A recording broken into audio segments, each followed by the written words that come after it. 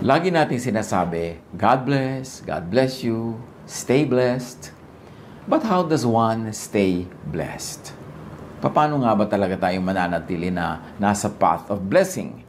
At yan ang ating pag-aaral ngayon, stay blessed. Psalm 1, 1-6, ang walang kamatayang Psalm chapter 1, isa sa mga paboritong chapters in the whole Bible. Blessed is the one who does not walk in step with the wicked, or stand in the way that sinners take, or sit in the company of mockers, but whose delight is in the law of the Lord, and who meditates on his law day and night. That person is like a tree planted by streams of water, which yields its fruit in season, and whose leaf does not wither. Whatever they do prospers. Not so the wicked. They are like chaff that the wind blows away. Therefore the wicked will not stand in the judgment, nor sinners in the assembly of the righteous. For the Lord watches over the way of the righteous, but the way of the wicked leads to destruction. Words pregnant with meaning, hitik na hitik, punong-puno ng mga karunungan, kaalaman, yan ang mga kagalingan pag nagbabasa ka ng mga sinaunang mga compositions. Because it takes a lifetime para makaproduce ka ng mga latik ng karunungan. Napakaraming nyog na kailangang kudkurin, gatain at lutuin para makagawa ng konting latik. Ganyan din yung mga kasabihan ng matatanda, lalong-lalo itong wisdom books sa Bible. Isa-isahin natin at hanapan ng leksyon sa buhay natin itong Psalm chapter 1, bukod dun sa mga dati na nating nalaman at dating natanto. Psalm 1, verse 1. Blessed is the one who does not walk in step with the wicked, or stand in the way that sinners take, or sit in the company of mockers. So ang tinutukoy dito, the wicked, the so-called sinner, the mocker versus God, or God's moral law. Ang una siyempreng papasok sa ating isipan pagka merong wicked, sinner, or mocker, ang binibreak niya, God's moral law. Yung bang law of what is right or wrong.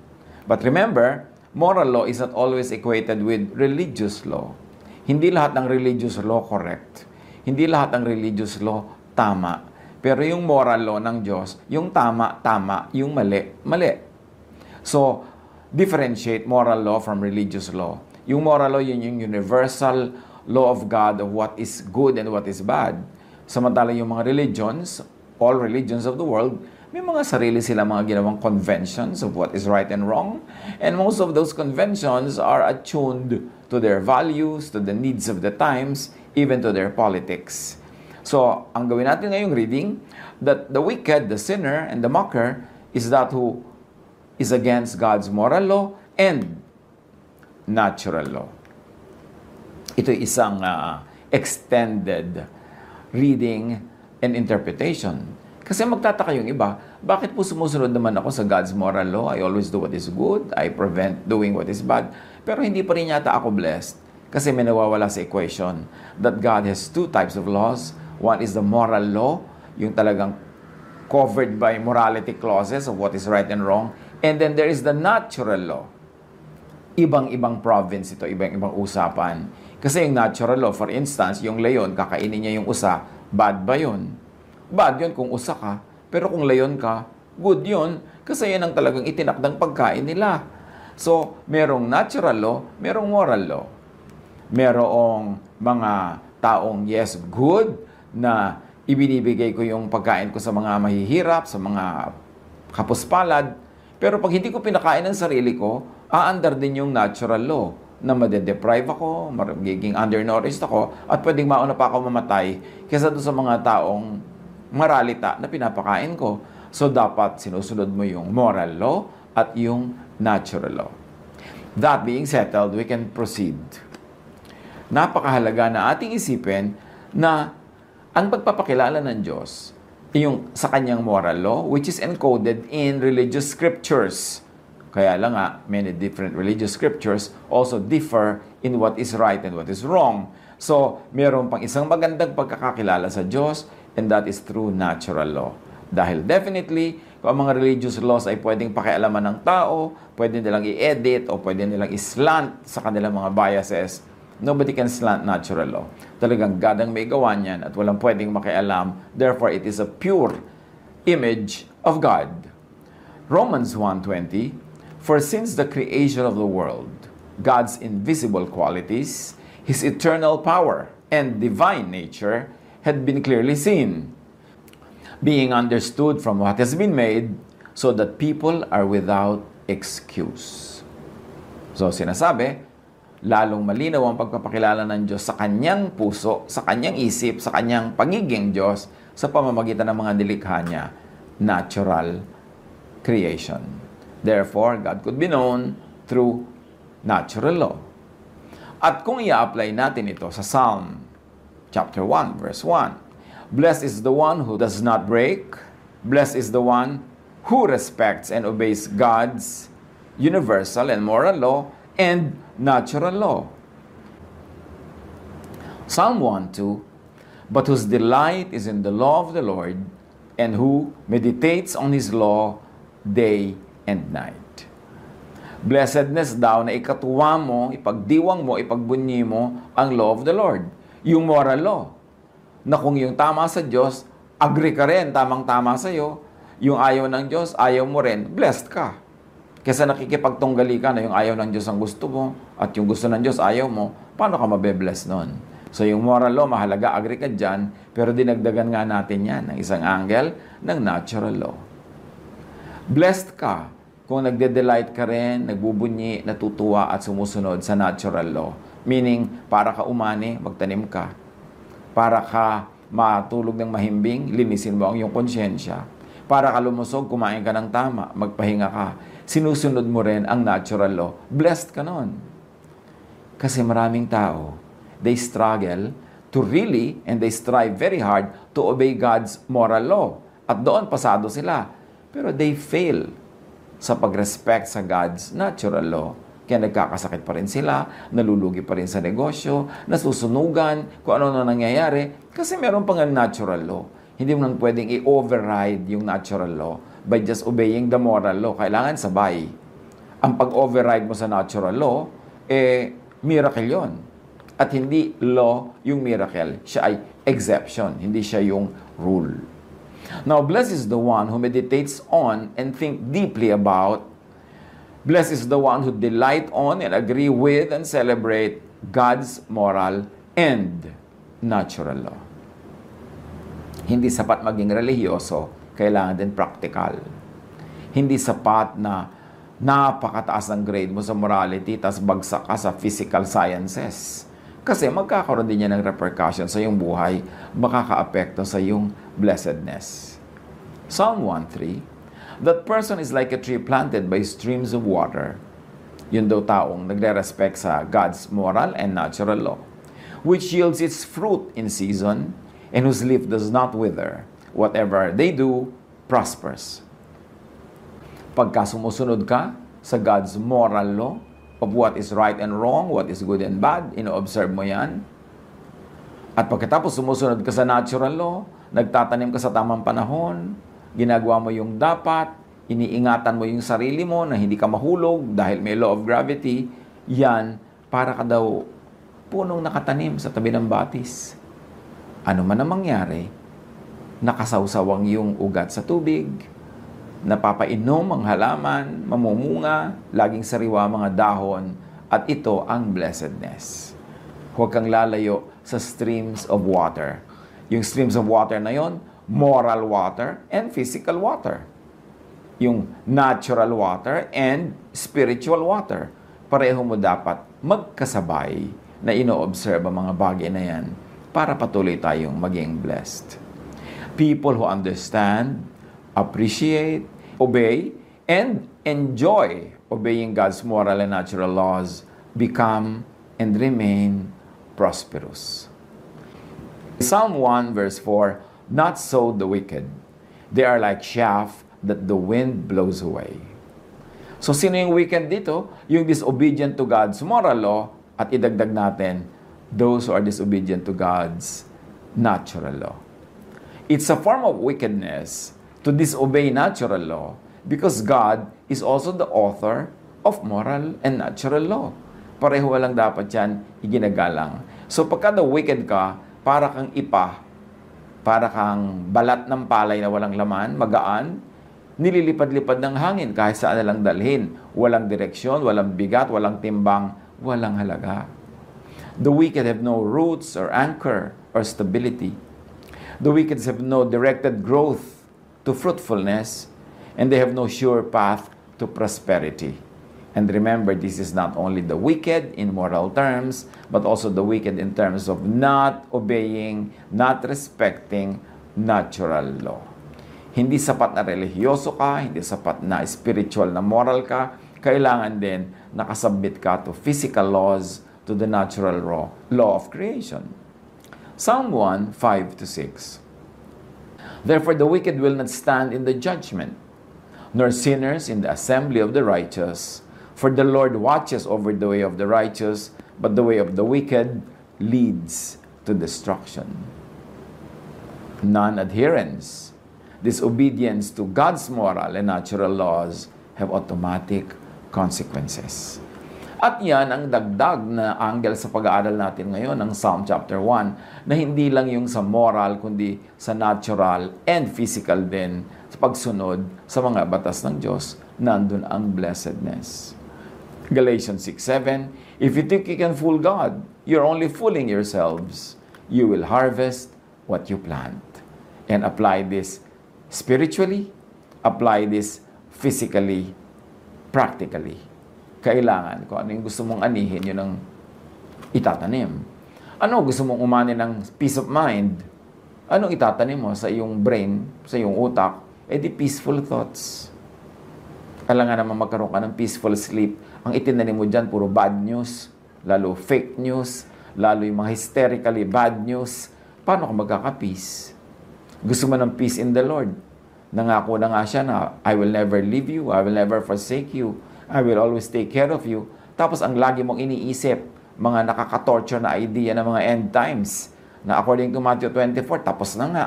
Pero gusto mo pang hindi pa tapos, gusto mo mangyayari pa lang, ninenervyos ka tuloy. So ang bunga ay gulo kasi ang tanim ay gulo. Both physical and spiritual pagtatanim ang pinag-uusapan natin. Yung ang gusto mo, ang ani mo, masagana ka, marami kang savings, kaya anong tanim mo? Nagtanim ka ba ng pagsisikap? Nagtanim ka ba ng sipag? Nagtanim ka talaga ng diskarte? Nagtanim ka ng pagtitipon, pag-iimpok? O ano tinanim mo? Kung itinanim mo kasi katamaran, ang itinanim mo paggastos sa walang habas, ang itinanim mo wala kang ginagawang paghahanda, siyempre ang aanihin mo yun din. O anong itinatanim mo emotionally sa iyong puso? Pag-ibig sa kapwa. O di ang aanihin mo rin pag-ibig. Kung hindi ka man ibigin ng taong exactly na inibig mo, may ibang iibig sa iyo kasi ang itinanim, aanihin. Pero kung wala ka namang itinatanim, tapos aasahan mo, aani ka nun, paano mangyayari yon? That's why blessed is the man who walks not in the counsel of the wicked. At yung wickedness na yun, kahit spiritual, kahit scientific, merong scientific wickedness yung hindi mo nire-respect ang law of science, hindi ka kumakain ng tama, hindi ka natutulog ng husto, tapos gusto mo malusog ka. He cannot be blessed that way. You have to do it spiritually and physically, naturally and spiritually, sabay. For survival, growth, and fruitfulness, know God's universal moral law as taught by Jesus and as taught by others, but filtered through Jesus and affirmed by Jesus. Ano bang tama? Anong mali? Siyempre, Jesus is Lord of Lords. By Him, everything should be measured. He is in the center of everything. He is the one who holds everything together. So, isipin mo, ano ang mali at tama? Yung sabi ni Jesus. Kasi siya ang Lord of Lords. Siya ang nabuhay na muli. Siya ang ating Savior. Pag may sinasabi ang ibang religious persons, pag may sinasabi ang ibang chapters, verses, na kontra sa sinasabi ni Jesus, dapat hindi ka malito kung kanino ka dapat sumunod. Ngayon, yung marami namang mga ibang teachers, ibang verses, ibang chapters, ibang books, may mga katuroan din kung anong tama, sundin. Basta pumapasa sa Jesus filter. Basta nag-a-agree sa katuroan ni Jesus. Pag may disagreement, dapat alam mo kung kanino ka loyal. Kay Jesus. Siya naman ang namatay para sa atin. Siya naman ang nabuhay na muli. Siya naman ngayon ang ating eternal friend and Savior. So, kanino ka dapat maging loyal? Wala dapat confusion. Marami rin naman mga teachings kahit ng mga ibang religions na pag pinadaan mo kay Jesus pasado, o di pwedeng i-apply kasi dadaan sa Jesus filter. Pero marami rin ang mga Christian church teachings pag pinadaan mo talaga kay Jesus, maraming hindi papasa. Kasi malupit, kasi unkind, unloving. So, si Jesus pa rin ang dapat nating sundin kung gusto nating talagang mabless. Know and obey God's natural law as well. Huwag natin pagkontrahin yung God's spiritual laws at saka yung God's natural laws. Kasi God lang ang parehong author niyan. Siya lang mag-isa, wala nang iba, so kailangan nating sundin pareho. Keep space for occasional time and chance din naman. Hindi naman laging natural law na pag may ginawa kayo ng bunga, kung minsan ginawa mo, tapos na iba yung bunga o hindi na bunga, sabi yan sa Ecclesiastes 9:11-13, time and chance. Meron daw talagang kuminsan ay dinadat na ng alat sa buhay. I saw other things in this life that were not fair. The fastest runner does not always win the race. The strongest soldier does not always win the battle. Wise people don't always get the food. Smart people don't always get the wealth. Educated people don't always get the praise they deserve. When the time comes, bad things can happen to anyone. Sabi ng ibang verses, time and chance happens to all. At sabi ng iba pang, mas direct na verses, sometimes people go through bad luck. Or bad luck can happen sometimes. So generally, know, appreciate, obey God's will expressed in Jesus-filtered moral law and natural law. Idinidiin natin yung Jesus-filtered kasi hindi lahat ng moral and religious laws pasado kay Jesus. Merong mga expired na dahil dumating na si Jesus. So, huwag na ipagpilitan yon. Meron naman mga luma pero pasado pa rin, loving pa rin, kind ng application, tuloy dapat yon. But remember, ito ang source ng kabiguan, ng frustration ng maraming relihiyoso. They are very religious. They are very fastidious and strict in obeying moral laws, pero pinapabayaan nila ang pagsunod sa natural law. Hindi nila ginagawa yung practical. Hindi ginagawa yung dapat na hinihingi ng kalikasan. So, natatalo sila in that aspect. Kahit anong dasal ang gawin mo para ka pumasa sa isang exam, kung hindi mo ginawa yung natural law, hindi mo sinunod na nag-aral ka, tapos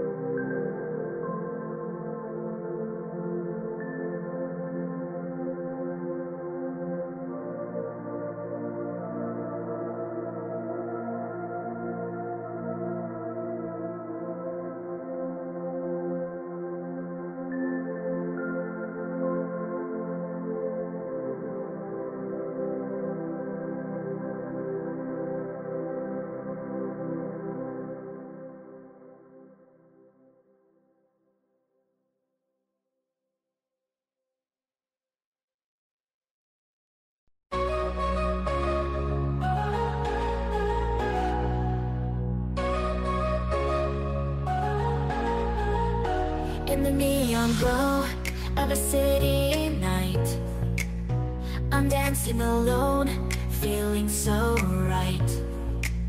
With a heart full of dreams and a soul on fire, I'm chasing the stars with a sweet desire.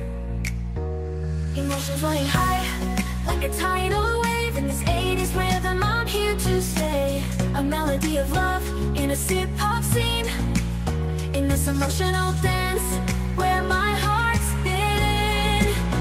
Oh, I'm lost in the music, in this poppy dream, with a catchy tune that I can't quite see. Sweet female voice in the 80s light, in this emotional song where dreams ignite.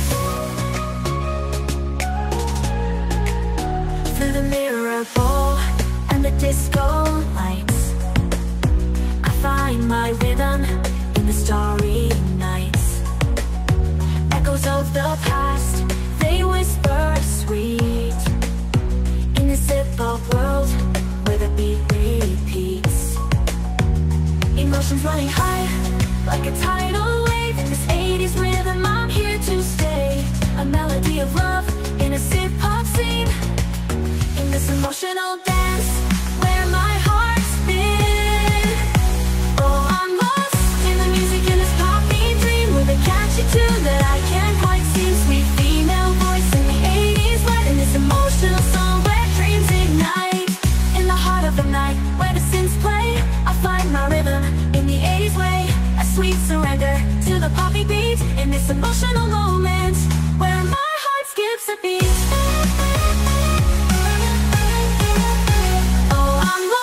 In the music, in this poppy dream, with a catchy tune that I can't quite see. Sweet female voice in the 80s light, in this emotional song where dreams ignite. In the 80s glow, where the night never ends, I sway and twirl with my sweet poppy friends. In this hip-hop world where the melodies blend, I find my place in this emotional trend.